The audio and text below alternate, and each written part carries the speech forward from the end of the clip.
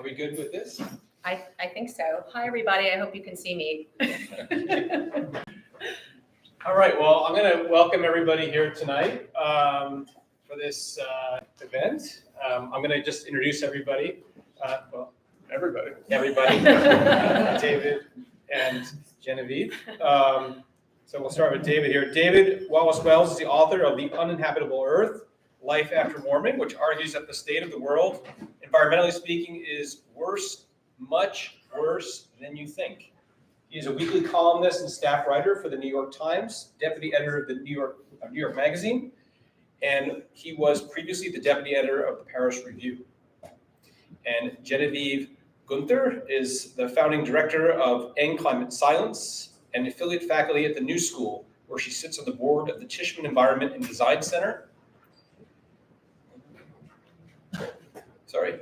While writing The End of Climate Silence, sorry, I was just given this like 1 minute ago. Yes, I'm sorry. Not that I was introducing tonight. While writing The End of Climate Silence newsletter, Dr. Guenther advises NGOs, corporations, and policymakers on fossil fuel disinformation and climate communication. Her research has appeared in both scholarly journals and media outlets such as Scientific America, The New Republic, and MSNBC. And she's been invited to speak about climate and language to audiences at Duke, Columbia, and Harvard, among other universities. And she lives here in New York City with her family. David, you live here as well? I do. So David, so everybody's from local. We're all local. And then welcome to this is my studio, my new studio. You guys are the first people actually to be in here. We finished the paint still drying. And I'm an artist that focuses on climate work. I do a lot of work around climate change, the environment, and ecological issues. So I'm really, really grateful I could host everybody here tonight and host these two amazing writers who do work that I am very passionate about and I follow very closely, and because it's very critical, as most of you, or pretty much everybody here knows, we're at a very, very critical junction. And the work that the two of these writers are doing is incredibly, profoundly important and critical at this juncture. So I'm going to turn it over to two of you, and thank you. Thank you. So thank you, Justin. It's really great to be here. Genevieve, it's especially great to be here with you on the occasion of a super important new book that you wrote, The Language of Climate Politics, Fossil Fuel Propaganda and How to Fight It. And I'm really excited to talk with everybody in the room about this book, what it means, what it will do, and how we should think about the world that we're living in, the world that we're making. I wanted to start, though, off of the book just to ask you, how do you think about the moment that we are in right now? I think there's so many different kinds of narratives unfolding, public narratives about climate change. Some of them short-term, some of them long-term, some of them medium-term, some of them optimistic, some of them pessimistic. And I think it's a little hard to know exactly which narrative to emphasize or to use as an anchor, as a baseline. How do you start? Like if you were explaining to an alien what's going on this planet, what's your first framing paradigm? Well, if I were speaking to an alien, I would say that the current economic system that we have on this planet is spewing greenhouse gases into the atmosphere. And this is warming our planet in ways that are breaking down our current climate and the relationship between our ecological and social systems, even as we speak.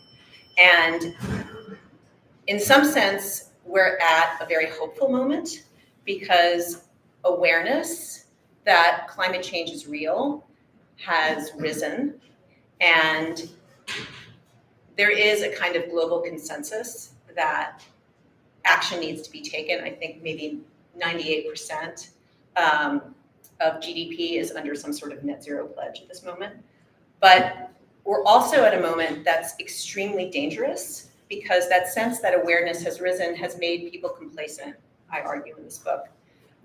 In my theory of change, the wave of alarm that pushed through public consciousness and into our politics after the release of the IPCC special report on 1.5 degrees Celsius, after your book, which in my mind had a really positive effect on our climate politics, after the rise of Greta Thunberg and her collaboration with indigenous and youth activists across the world. All of the progress that we saw out of that in the early 2020s came as a response to this global alarm, where people realized that climate change is going to be really, really bad, and we need to do something about it sooner than we thought. We have to hit net zero emissions by 2050. So that is a sort of a consensus that's been established. But what I am arguing in the book is that that consensus is actually, ironically, sustaining the status quo. Because if you ask the electorate in America if they support climate action, if they support net zero, 69% of Americans say they support our federal government taking more stringent climate action, and they support net zero. But if you ask the same people how many of them support phasing out fossil fuels, it's only 31% of Americans who actually support phasing out fossil fuels. And this, of course, is slightly a partisan problem, because only 12% of Republicans support phasing out fossil fuels, but it's not entirely a partisan problem. Only 48% of Democrats support phasing out fossil fuels. And fossil fuels are, by and large, the climate problem. Not only are they the greatest source of greenhouse gas emissions, the economic system that they enable is exactly what is cooking the planet and is what is threatening a livable future. So what I'm arguing in the book is that at this moment, there's a kind of consensus that yes, climate change is real, but we can continue to use fossil fuels and still halt global heating anyway. And this is what I'm calling the new climate denial, just, as a kind of tagline, because that belief is incorrect and it's profoundly dangerous. And the point is that it's not just held by right-wing fossil fuel interests, authoritarians, climate deniers. It's also held by mainstream democratic policymakers, some climate scientists, some climate technologists, climate economists, and sometimes even climate advocates themselves. So this is a fossil fuel ideology, a false belief, which is given a permission structure by the way it's echoed by people, quote unquote, on our side. So to me, this climate moment is the sort of wake of the alarm, which kind of, pulled back out, and another wave came and overwhelmed it from COVID, from various other things, the war in Ukraine, et cetera. But fundamentally, the problem is now everyone recognizes that we have to halt global heating, and only the minority recognizes that we need to phase out fossil fuels. I think that's why the book's focus on language is both so interesting and so important, right? So you said just a few minutes ago, we were talking that you've been working on this for 6 or 7 years. Why did you and how did you start to think about language as such an essential lens of analysis? Like, why was the language of this new denial the thing that seemed so important for you to unpack and uncover and dissect as you have? Well, it's partially because that's where my talent lies. That's what I like to do. My background is in Renaissance literature. My first book was on the rise of literature as a phenomenon in the 16th century. In the beginning of the 16th century, there were no public theaters in England. There were no novels or books of poetry. All of that was created over the course of the 16th century. And it was created using an old language left over from the medieval era, and also rediscovered in the Renaissance, the rediscovery of classical rhetoric and classical philosophy. But they used this old language to kind of justify and sell this new cultural form. And this created all sorts of problems. And so that's what my first book is about. And in some ways, I feel like we're in a kind of analogous historical moment, with much greater stakes and in a much grander scale. But it's like, we are going to have to transform our systems, remake the world anew so that we can have a livable future. But we don't have the language for that new system yet. So even people on our side are sort of drawing on concepts, beliefs, models, techniques, intellectual traditions that sustained and justified the fossil fuel economy. And in so doing, are preventing or somehow polluting the discourse and the ideas about that new world. So that's the kind of grander answer to that question, but there's a much more specific answer to the question too, which is that, you know, after I became concerned about climate change, I didn't really know how I was going to sort of enter into the space.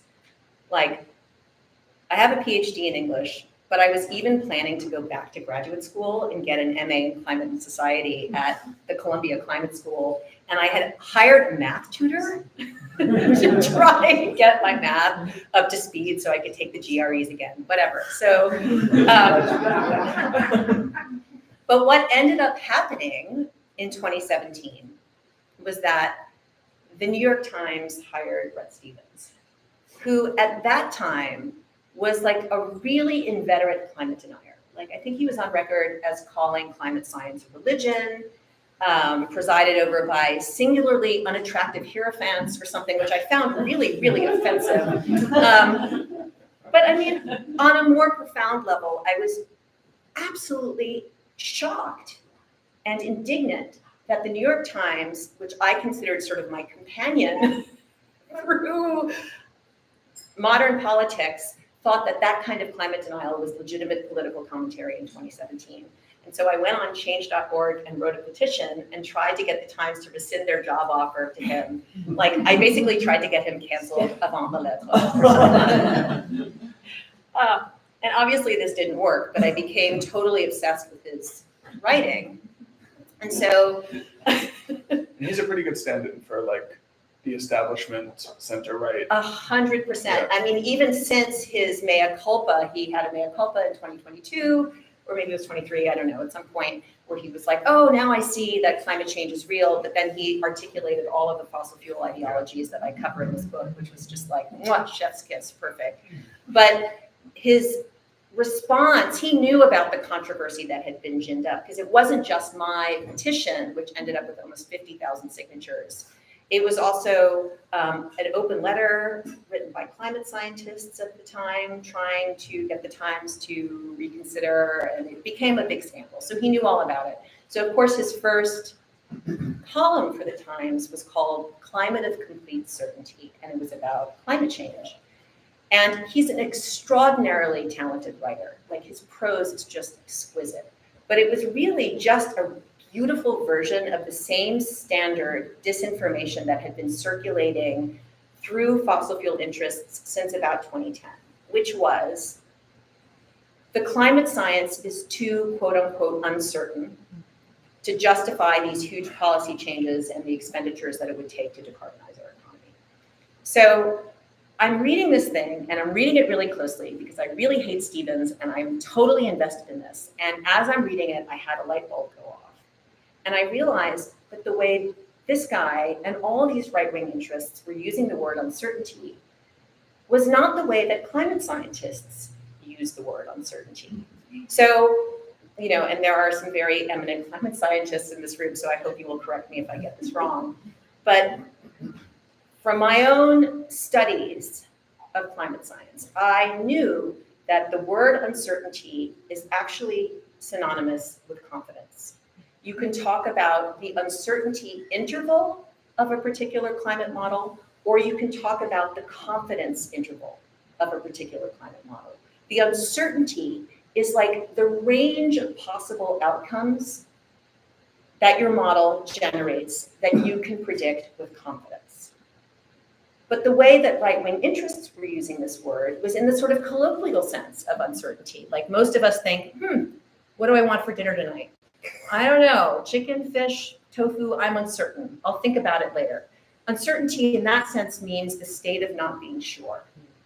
So what they had done was they had appropriated the scientific word and weaponized it, used its fundamental ambiguity to circulate the idea that climate scientists didn't really know whether climate change was real. But the thing that was really diabolical about this is that then, with this polluting the public discourse, every time a climate scientist would say in public that there was some uncertainty in the science, they would inadvertently be reinforcing the message that they weren't sure whether climate change was real or not. And once I saw this dynamic, that there was this kind of echo chamber, where the right-wing fossil fuel interests would weaponize language that then would circulate through the news media, and our side would somehow reinforce those messages just in their normal communications, I started to see it everywhere. And that was the genesis of this book. And that's what I try to unpack in the book, show where these messages come from, why they're false, and then offer alternative terms and alternative vocabulary that we can all use that will not be so easily appropriated, and that will keep phasing out fossil fuels at the center of the climate change agenda. So I want to talk about a couple of those terms and how you examine their rise and how we might, retool our language around them. But just at a, conceptual level first, to what extent should we be thinking about this problem as a problem of propaganda? And to what extent should we be thinking about it on the demand side? Like that we like to hear that the world doesn't need to change, or certainly not all that quickly. And when it does, we'll figure out a way to make it so that it benefits everybody in there, no trade. Like all of those things that are embedded in the sort of basic status quo messaging of all of this language. How much of that is like the fossil fuels doing their dirty work, and how much of it is what everybody, including even in this room, us, we like to hear? Yeah, that is an excellent question, and I don't know that I can untangle those two elements. For a while in climate communication, people were saying that all reasoning was motivated, and that just giving people information wasn't going to change anybody's mind. And that is 100% correct, right? Learning information doesn't necessarily persuade you to take any particular action. Persuasion is a different process than just learning information. But at the same time, I don't think that you can be persuaded, or you can sort of support something like phasing out fossil fuels without having the information about what's going to happen if we don't phase out fossil fuels, right? And what would be actually incredibly awesome if we did phase out fossil fuels. So without that kind of information, I'm not sure that you can sort of blame people's dispositions or their laziness or their complicity, because I think that I'm someone who believes that no human being can have an experience as a human being without it being mediated by language, right? I know a lot of people, especially mathematicians and scientists, think in images. Some dancers think with their bodies, right? But fundamentally, as human beings, our experiences are mediated through language, and language is social, it's public, and it's political. So even our deepest thoughts that we think to ourselves, the sentences we hear in our head, are potentially propagandistic because they come to us through this reality that's socially constructed by the language that we use to think. So I don't know that you can tease it out. I do think, however, that propaganda has a lot to do with it, because I've done polling about the messages that I develop in this book through End Climate Silence. We did focus group polling on these messages, and the book is not, let me just preface this by saying, the book is not written for everybody. And it's not written for people who are sort of doubtful, or it's not written for climate deniers. It's not written for the muddled middle. It's written for people who are already concerned or alarmed about climate change, but who aren't taking any action, really. Right, exactly. So we polled these messages with people who were identified as being concerned or alarmed about climate change on both sides of the political divide. because there are Republicans who are concerned and alarmed about climate change. And among that constituency, within that constituency, the messages in this book increase support for phasing out fossil fuels by up to 10 points. Not the message about China. People don't care so much about Chinese leadership as I thought they were going to. They're like, oh, okay, so China's going to be the hegemon of the 21st century. I don't care. But the rest of it, they increase support for phasing out fossil fuels by 10 points. So that to me suggests that it is the message and not just the sort of lack of character or the laziness or the complicity. It's interesting you say that about China, because you could make the argument that the US policy response to climate is motivated primarily by competition with China, but at the public level, it's maybe not so salient. Yeah. I want to go through a couple of those particular terms and have you walk us through, like, the sort of backward looking, how we got here, how this became so pervasive, and then also how we should be talking about these issues. But just one more brief framing question is, over this period of time that you've been really devoted to this work, this period of half a decade or so, this is a kind of remarkable period of time you're talking about, starting not long after the Paris Agreement was signed, before any major country in the world had said anything about net zero, before the climate awakening of protest awakening embodied by Greta, but not limited to her. And now we're in a kind of a phase in which politicians, political leaders, having made large commitments on this a couple of years ago, are now largely trying to let things slide and not move quite as fast as they've committed themselves to. And I wondered if at the level of language, you'd seen similar shifts. Did the vocabulary and rhetoric of the climate crisis, was it different in 2017 than it is in 2024? Or is this a quite, for you, consistent, persistent story in which basically the forces of, if not inaction, then slow action, have just sort of so deeply corrupted our psyches that it's the only way that we can talk about this? I wish I didn't have to tell the story right here and now, but I think that the narrative shifted in 2019, 2020, maybe a little bit later. Certainly by the time the IRA was passed, the Inflation Reduction Act, which was signed into law in 2022. The narrative before that had been, it's time to panic. We're in danger. Our children are in danger. Alarm is appropriate. This is going to be really bad. All of that stuff was pretty mainstream and pretty pervasive throughout the discourse. I mean, I remember that President Biden even said that climate change was an existential threat. And I don't think any president had ever said something that stark before. But what happened was,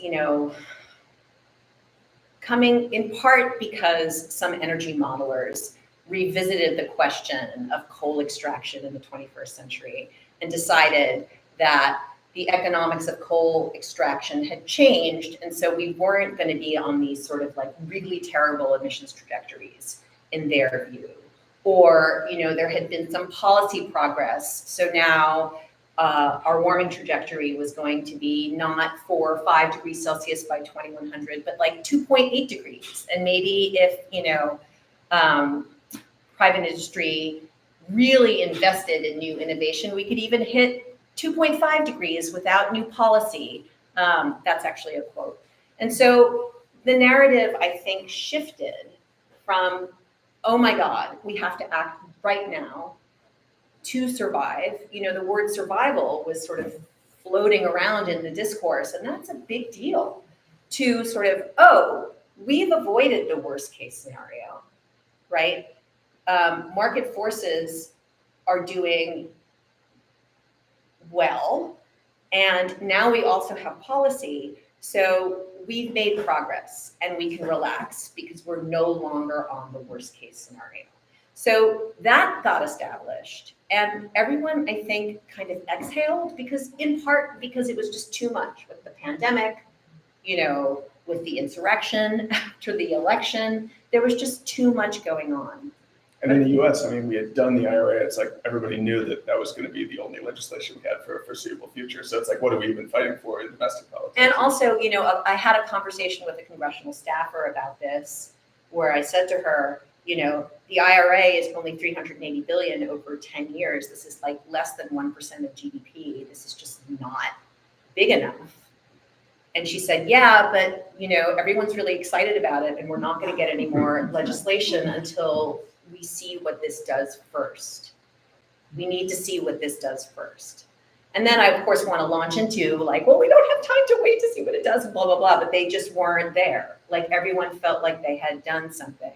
And then even now, President Biden is walking around saying that the IRA was the biggest climate policy ever passed in the history of the world. Meanwhile, China has an entire policy architecture called the 1+N documents with like step-by-step plans about how to peak carbon emissions in 2030 and get them down to net zero before 2060. And you know, that's probably the biggest climate policy in the history of the world. So, yeah. I don't know what else to say about that. So I also want to like have the audience, you know, everybody here asking some questions. So hopefully we'll have some time for that. But before we do you want to just do like a couple of case studies, like one or two Sure. words that we should think Sure. about that tell a story? Well, which one do you want to talk about, do you think? Well, I mean, I of course would like you to talk about alarm, but you could talk about, maybe start by talking about growth. Yeah, sure. So it's interesting. You know, at first, I'll tell you a secret. I wanted to write a degrowth chapter, obviously. And I read all the degrowth literature, and I wanted to make the degrowth argument. And then I was like, wait a minute. This is not a book about what I think is important. This is a book about propaganda. And I realized that one thing that was preventing the degrowth debate from proceeding in a normal way was that almost everybody, even people who advocate for climate justice, believe that economic growth and wealth will save us from climate devastation. And that economic growth is just going to continue no matter how hot the planet gets. In fact, this is like baked into the mitigation trajectory models that show up in IPCC reports. The idea that, you know, economic growth will continue basically at the same rate throughout the 21st century, making us much richer later on than we all are now, even if the planet heats 3 degrees Celsius over pre-industrial like 2100. And so I was like, okay, just intuitively, this seems completely wrong to me, but let's see where this comes from.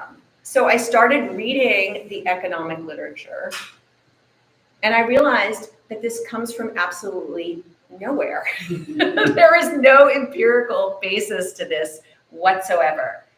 It basically arises out of the career of one economist, Robert Solow, who was William Nordhaus's PhD supervisor. And William Nordhaus is the father of climate economics. And so in 1956, Robert Solow created this economic model in which he was able to show an economy where that was homogeneous to the first degree, which means basically economic growth continues forever. And he was able to do this because he changed the classical economics that said there were 3 factors of production: labor, capital, and land. He said, land doesn't matter. We can take land out of the models, and we can substitute something called technological possibilities. And he gave this concept, technological possibilities, a mathematical value that allowed it to just sort of, you know, multiply economic growth indefinitely. It was this kind of X factor, like innovation is always going to be the factor that allows us to continue to have economic growth. And, you know, he was a brilliant man. He was very self-deprecating. He didn't take himself too seriously. And so he has this great footnote in this paper where he says, yeah, okay, you know, this is only a theory of economic growth, and it's only going to pertain if, and this is a quote, I hope I'm not going to mangle it, we can continue to hack arable land out of the wilderness at essentially constant cost. Without that, there is no such thing as constant economic growth. But somehow that footnote didn't really get read. And that acknowledgement that this was just a theory kind of fell away, in part because, and this is a story I tell in the book, the reaction to the 1970s catastrophist thriller Limits to Growth, which made all sort of neoclassical economics kind of close ranks and insist that you could always substitute technology for nature, and you could like use up natural resources and innovation would still get us out of scrapes. And so we have this kind of belief that economic growth will continue basically out of the work of one man and how other economists adopted his theories as things that could actually happen in the real world. But if you look at the economic research that games out how temperature, and not even like other things that could happen from global heating, just temperature relates to economic growth, you realize that there's no evidence that this all can continue. And the reason that they can continue to model economic growth is because they use another variable called adaptation in the same way that Solau used innovation as a mathematical variable that allows them to adjust their results to show continued economic growth. So repeatedly in this story, you can imagine an economy that's extracting from nature more than nature can regenerate, and emitting pollution into the biosphere more than it can absorb. But you can still model health and increased wealth because you're using these sort of mathematical variables to adjust your models. So what I say at the end of this chapter, in sum, is that we need to stop assuming that economic growth is going to save us, that wealth is going to protect us. And we need to start thinking about how to integrate our economic processes into the biosphere so that we don't extract more than nature can regenerate and we don't emit more than it can absorb. And so that is sort of the story of growth, our ideas of growth that I tell in the book. And I propose substituting the concept of integration for the concept of growth, because I think thinking about the economy as something that is always already integrated into the biosphere is how we're going to save ourselves, essentially.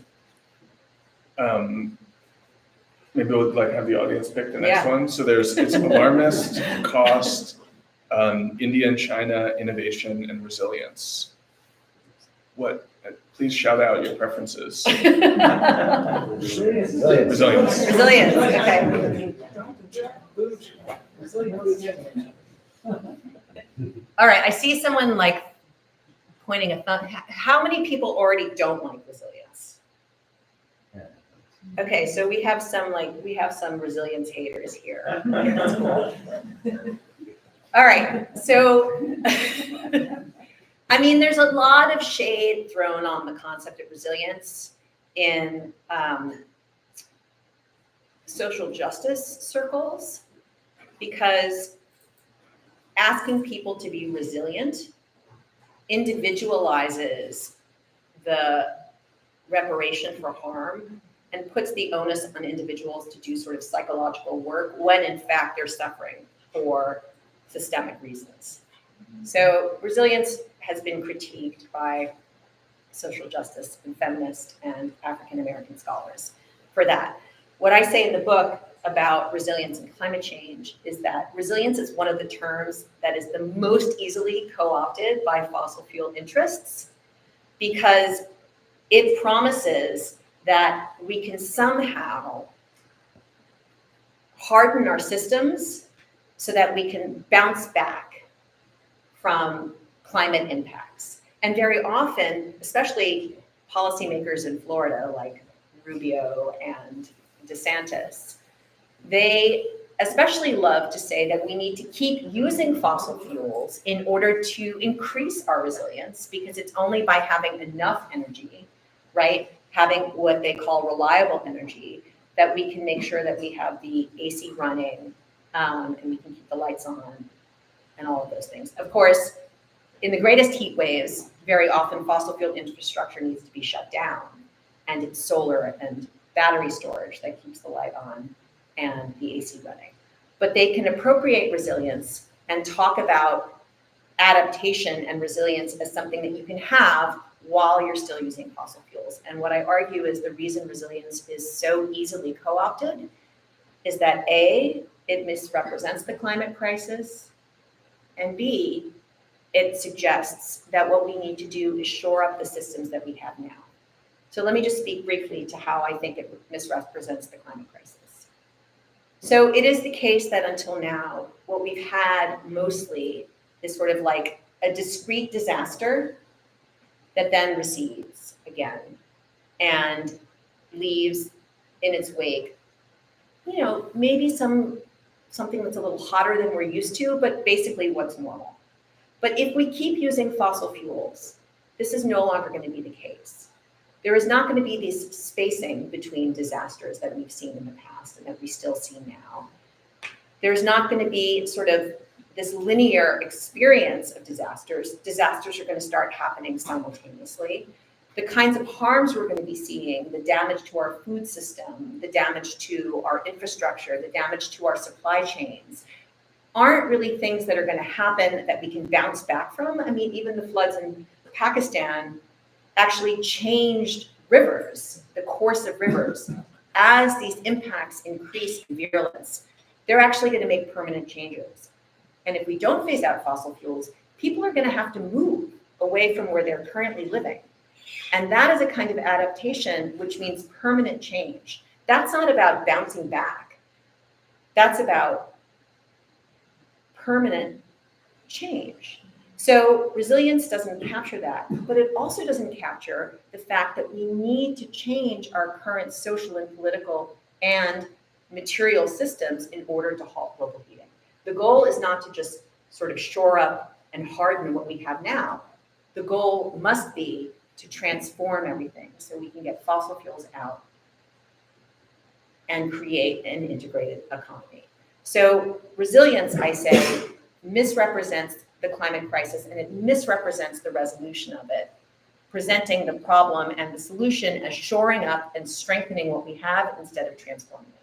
So I propose that we start talking about transformation and that we start building sort of multiracial, multi-class, multi-geographical political coalitions to push for this transformation in a way that'll raise the quality of life for all of these people, because part of this transformation is going to be the fact that 90% of people on this planet are going to be better off after we've gotten fossil fuels out of our economies. And just by definition, the top 1%, and even perhaps almost the top 10%, are going to achieve a kind of equality with the rest of humanity that has been unprecedented, but I think will do a lot to repair our current social struggles, our current dissatisfaction, and our current sense of political chaos and strife.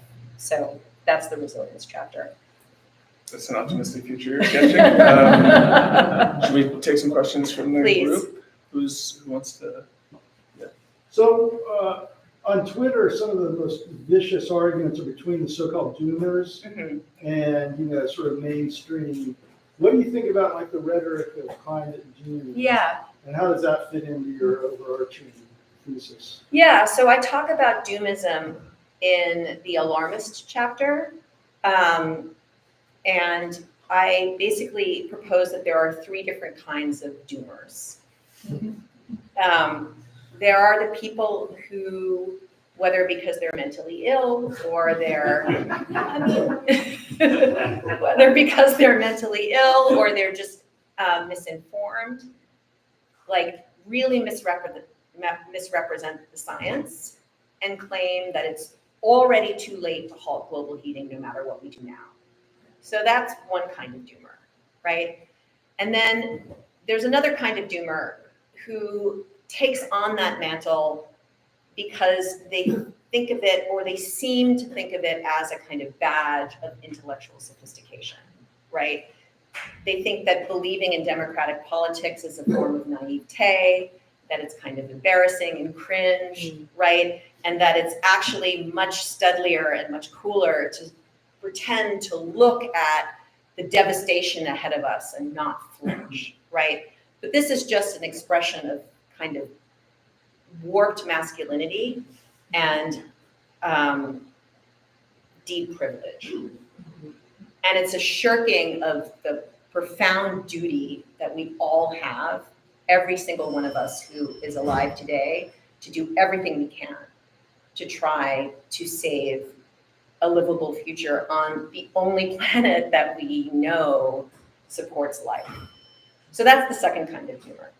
And then the third kind of doomer is very often, someone that it's very often me. I have to pull myself out of this on a regular basis, but it's the person who feels hopeless because they look at the politics and they say, our politics are never going to help us get fossil fuels out of this economy and resolve the climate crisis. The politics are impossible.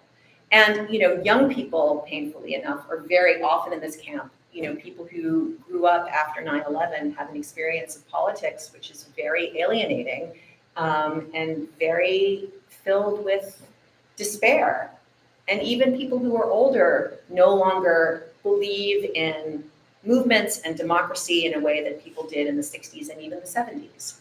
So that is a kind of doomerism that is very hard to fight. I find it hard to fight in my heart, which is why I try not to think about the things that I can't control. And I try not to think about hope versus despair or any of that stuff, right? I just do what I do because I don't feel like I could live with myself if I didn't do it, because I feel like it's my duty to do it. It's an expression of my love for my kid and all of his friends, and just because, I don't know, like at the end of the day, I want to look back on my life and feel like I tried, So in some sense, and I want to write about this one day, like instead of this like optimism versus doomism, hope versus fear dichotomy that sort of, still grips climate communication, I think we need to start talking about duty, like really in the 18th century mode. Like we have a duty to use our talents, to use our privilege, to use our gifts to try to save the future for our children. Just full stop. So that's how I cope with that strain of doomism in me, and how I try to sort of like, rally other people too. But you really do need to distinguish between those three kinds of doomism, because with the people who, like young people very often feel betrayed by their elders, by their governments, they see their parents not really taking this seriously and they have a sense of betrayal.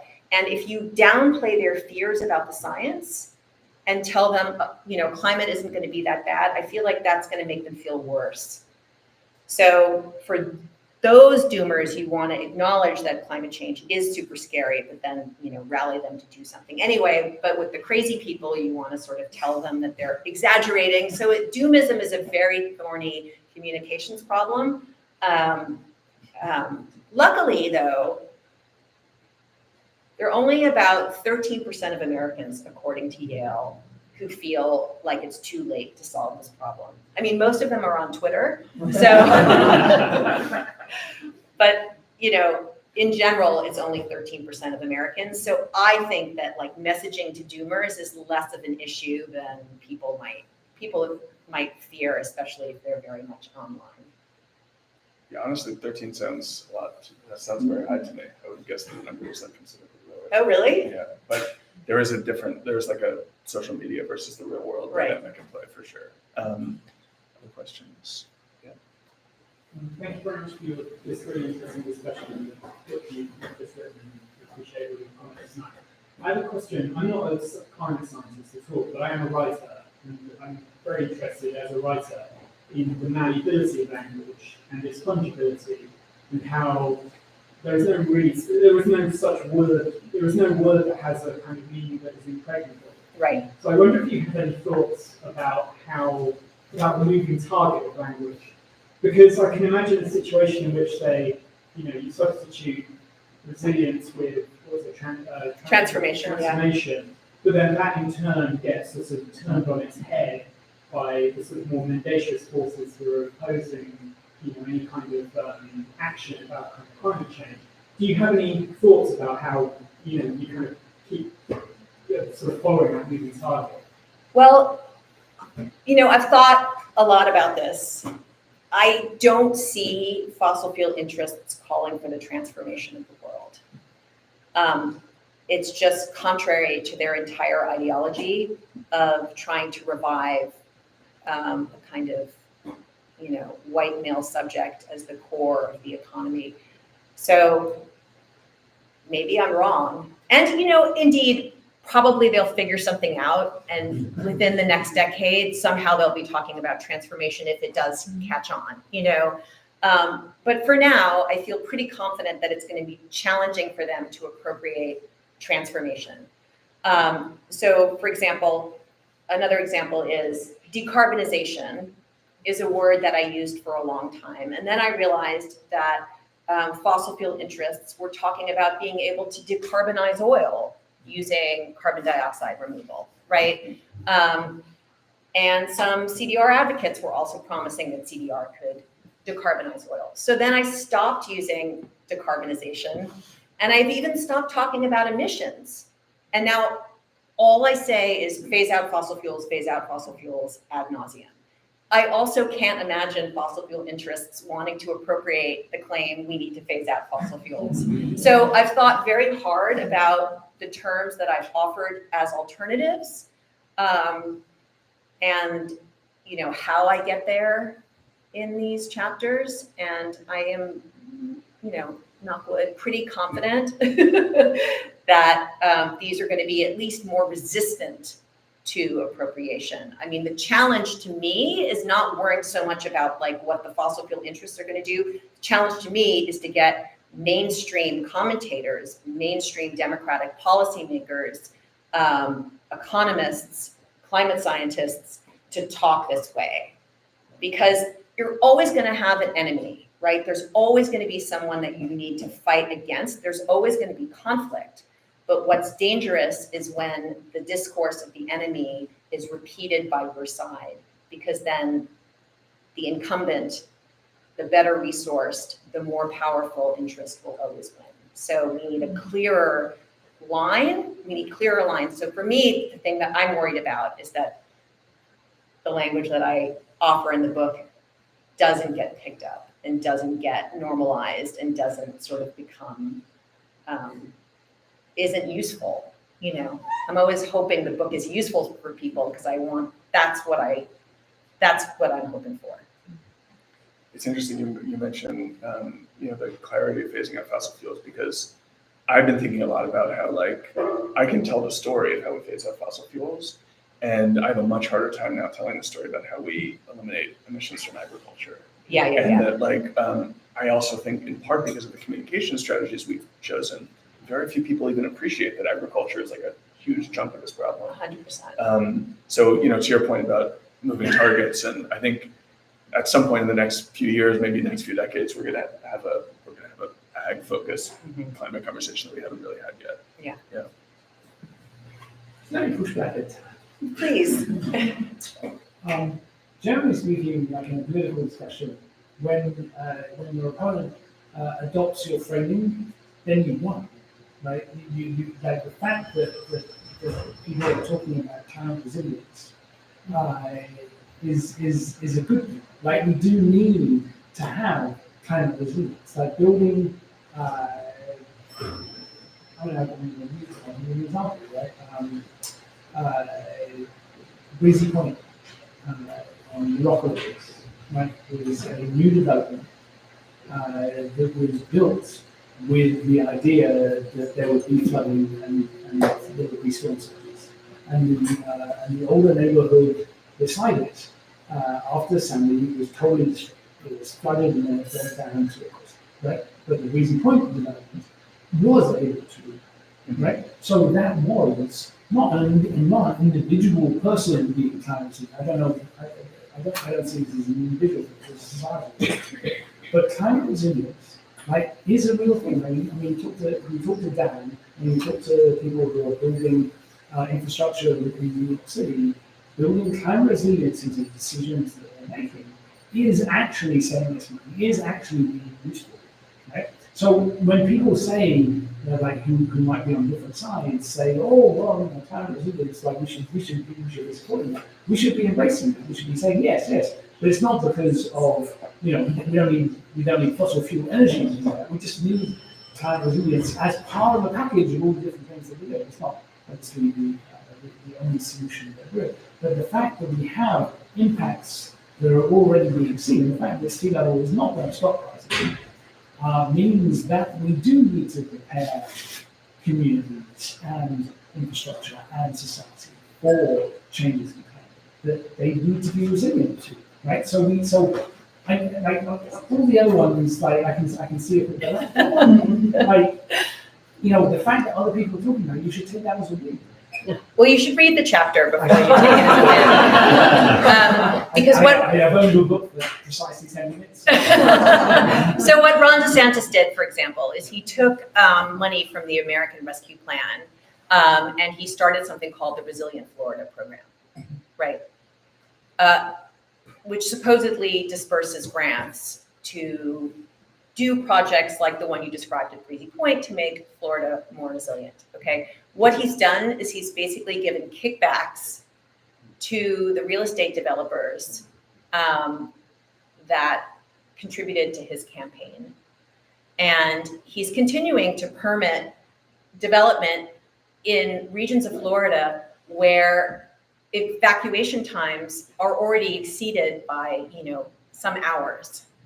So, but he keeps releasing press statements, and holding press conferences and getting complimented by the Nature Conservancy about his resilience, the resilience that he's supporting in Florida.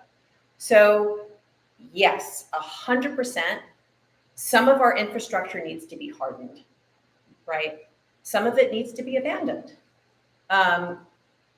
People need to be given grants so that they can have air conditioning, and then they need to be given monthly grants so they can actually run the air conditioning. It's not enough to give them like a unit, you actually have to help them pay to run it, right? So but for my mind, we should call that adaptation and not resilience, because there is some of the stuff that we want to keep, we're going to have to shore it up, right? But that is part of the process of adaptation. And I couldn't disagree with you more that as soon as right-wing interests start to use our terms, that means that we're winning and they're not.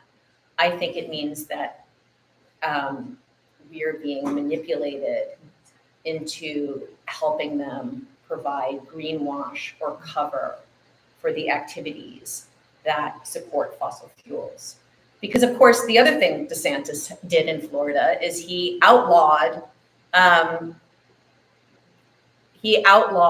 any kind of legislation or building standard that would get fossil fuels out of our homes, right? So now if you're building a new building in Florida, you're not allowed, there's no standard for energy production. He's joined with attorneys general and other red state governors, to attack ESG funding, right? Attacking BlackRock even, which is hilarious because they're one of the biggest holders of fossil fuel assets, but like attacking BlackRock because they had one little measly ESG fund using the power of the state in this authoritarian way to shut down free markets in order to make sure that no money goes into clean energy development. So for me, when people like that use our language, it means that we are unwittingly providing them cover for their death dealing activities. And that means that we then need to change our vocabulary because the word has been corrupted beyond use. So that's how I take it, and that's the premise of the resilience chapter. But I 100% agree with you that all the things that you just described and all the work that we're doing in New York City to try to, preserve as much of the coastline as we can, et cetera, is absolutely necessary. And that's, the core of the project of adaptation. So I don't know. There's this quote this epigraph at the beginning of the book by George Lakoff. Yeah. I don't want to mangle it, but I'm gonna mangle it, but I'm gonna try. Do you want to just read it? No, I think I can do it.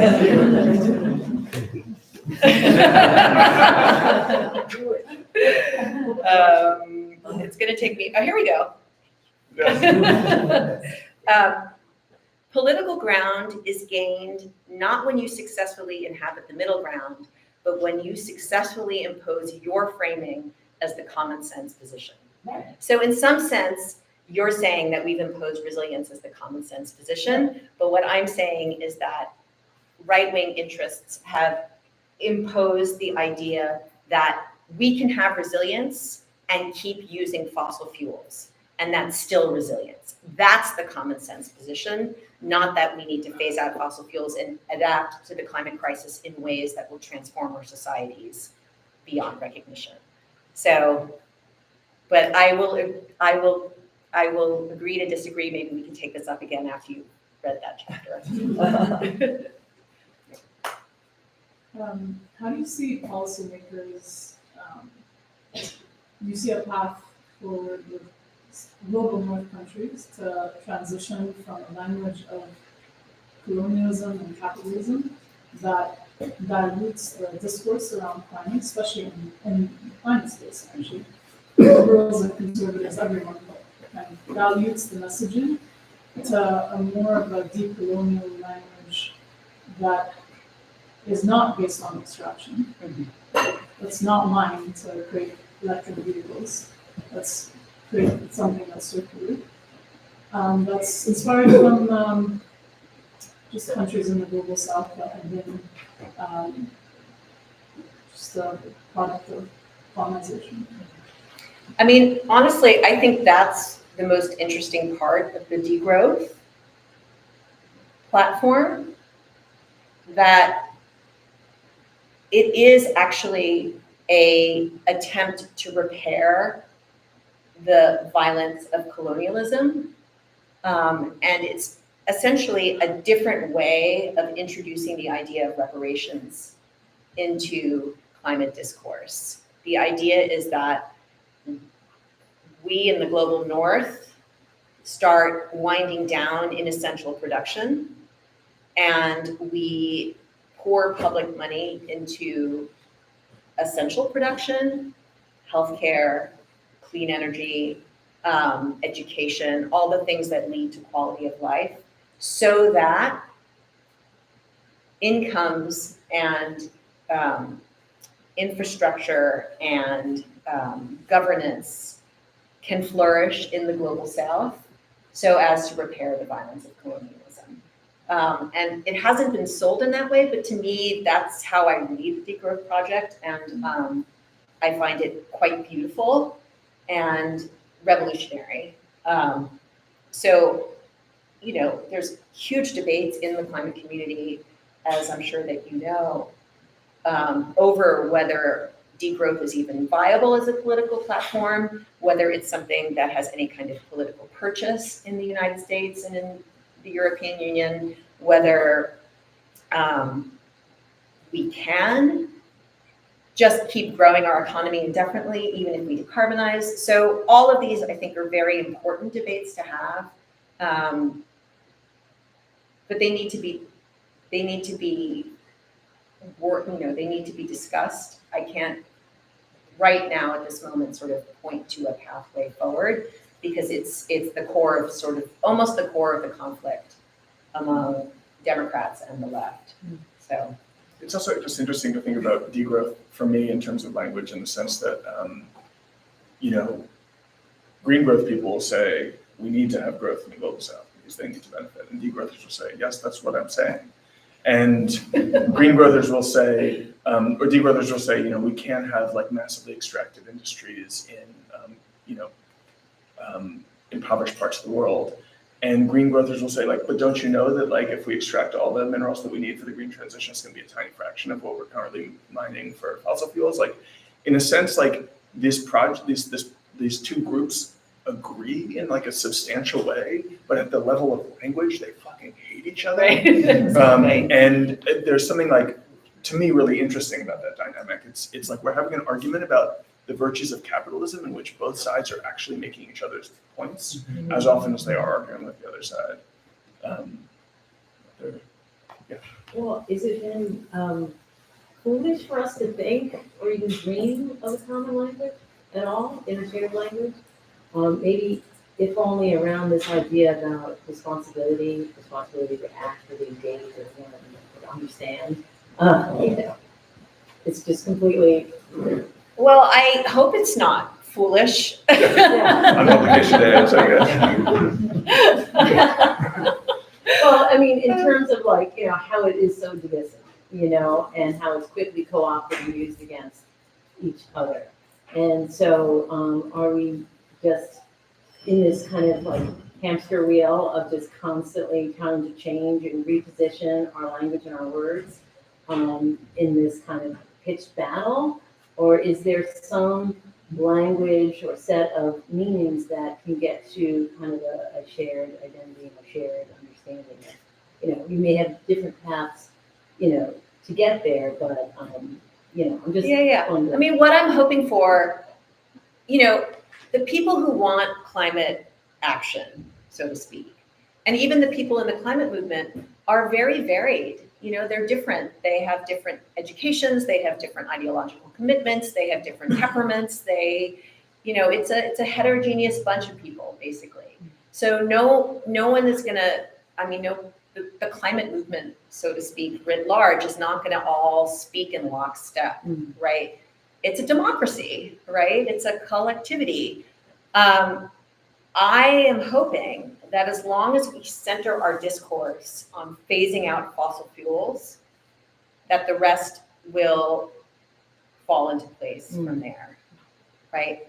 It's when language and policy and research sort of tries to move forward without actually focusing on the phase out of fossil fuels that things get murky and we end up reinforcing fossil fuel interests talking points. So I'm not saying there needs to be unanimity or total agreement, right?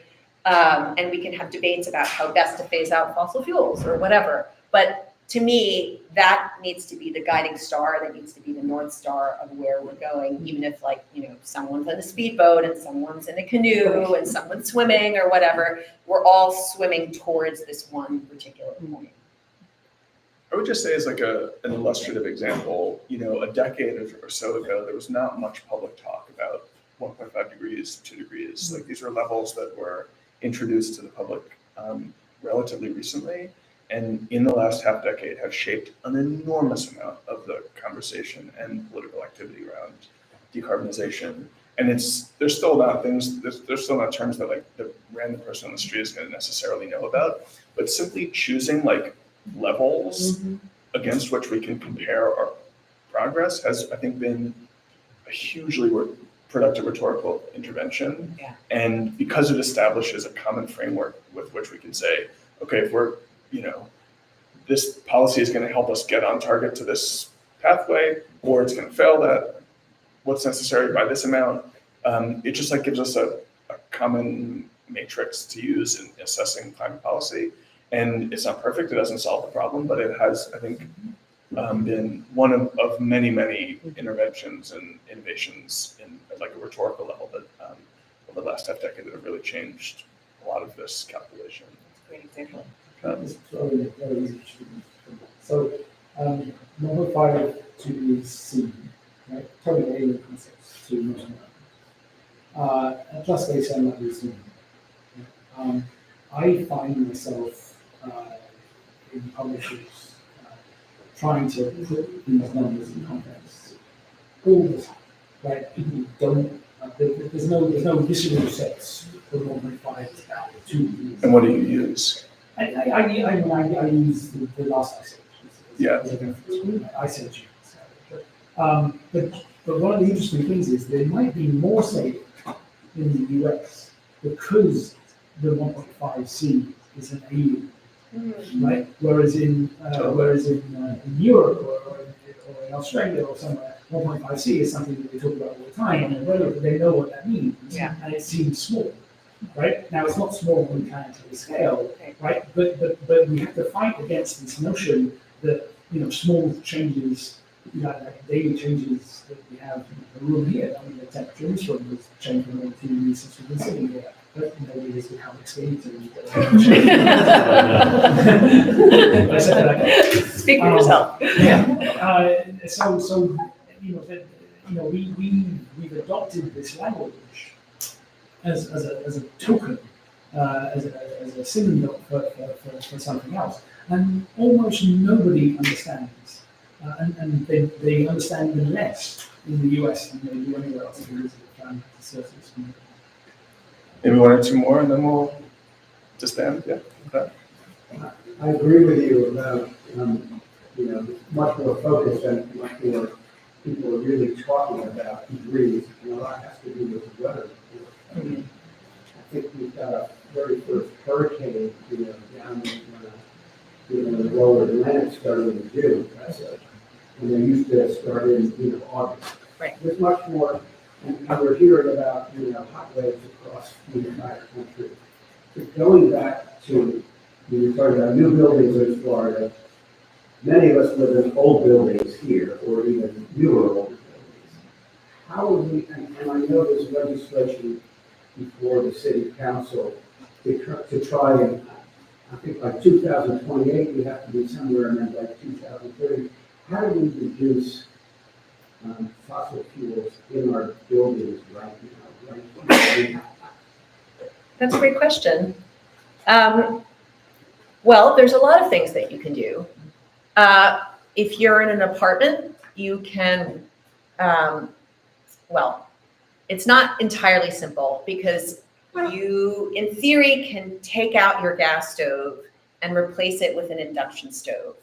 But you need to make sure that you have enough electricity to be able to do that. They're doing that now, or that's they're basically saying that they're switching back to the electric stove.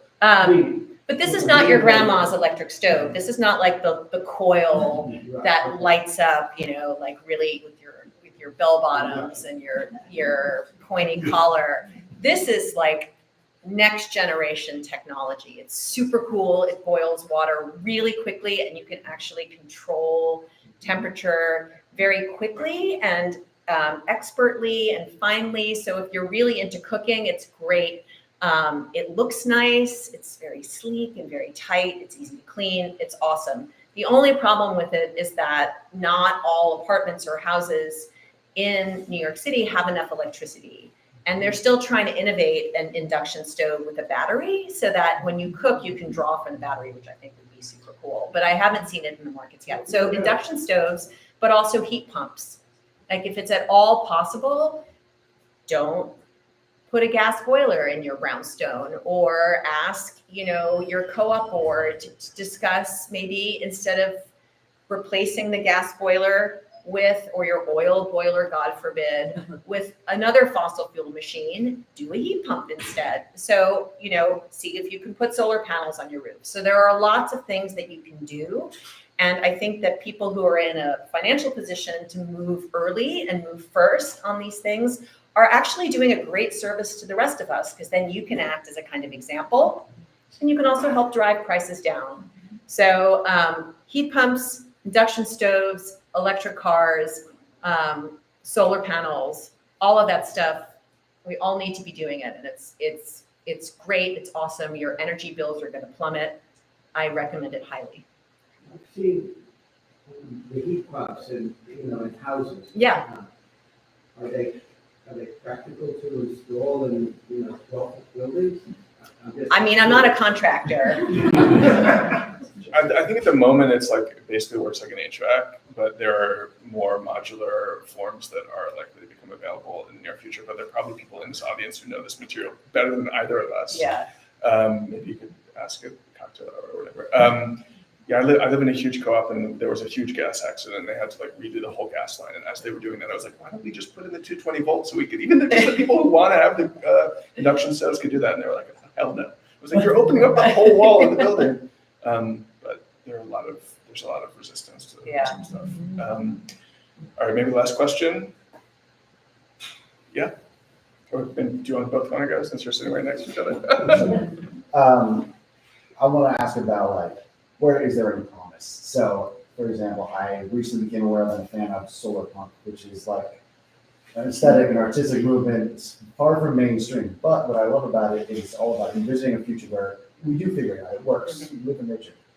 I'm wondering if you encountered in your research anything like that in like language. Like there's these new terms that maybe they're not totally new, but they're being reappropriated and they're very resonant with people. And the average person is kind of like, I like that. Tell me more.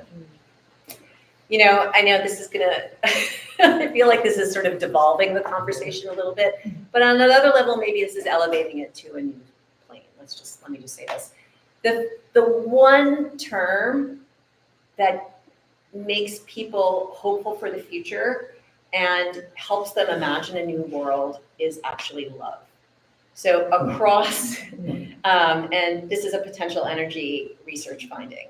So across the political persuasion, or the political spectrum rather, across the political spectrum in countries across the world, the one thing that makes people really respond and try to imagine a better future is when you talk to them about love. Their love for their families, their love for their friends, their love that they feel for things that they think are beautiful and worth taking care of. It's more effective than the economic argument. It's more effective than political indignation, right? This is actually what gets people out of bed every day. And so I encourage all of us in this room to really not shy away from that and not find it embarrassing or cringe, but really, you know, I don't know, think about what makes life worth living and think about your connections to other people and put that at the foreground of your climate work and what you say about the climate crisis and why and how we're going to solve it. And that, I think, will really, really help. Seems like a nice place to end. All right, sure, give her a round of applause.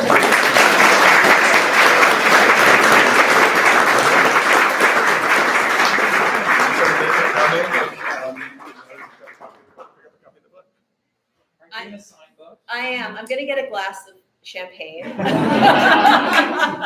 then I'm going to go sign books. So thank you all for coming. It's been a really special. Thank you. Thank you so much, David. Let's